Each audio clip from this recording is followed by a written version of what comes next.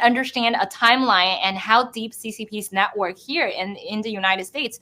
In fact, that if you look at, let's just say New York, if you look at Manhattan, Chinatown, if you look at Flushing, Queens, many of these Chinese restaurants has been hidden or has been covered for spy bases for the Chinese Communist Party. You look at their tax reports, you look at people who often go visit their, restaurants. Many of them will actually have, CCP embassy, backgrounds and have been working for Chinese Communist Party or even had a registration number with CCP national security.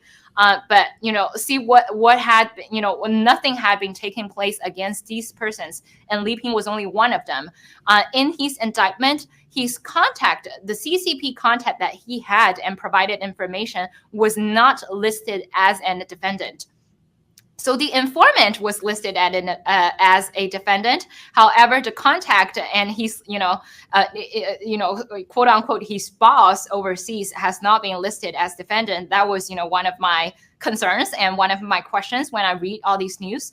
And if you, think of the time span that he had been working for the Chinese Communist Party and thinking of his frequent visits between China and the United States, I found it very surprising that not, enough details was actually being disclosed in his indictment and in the press release.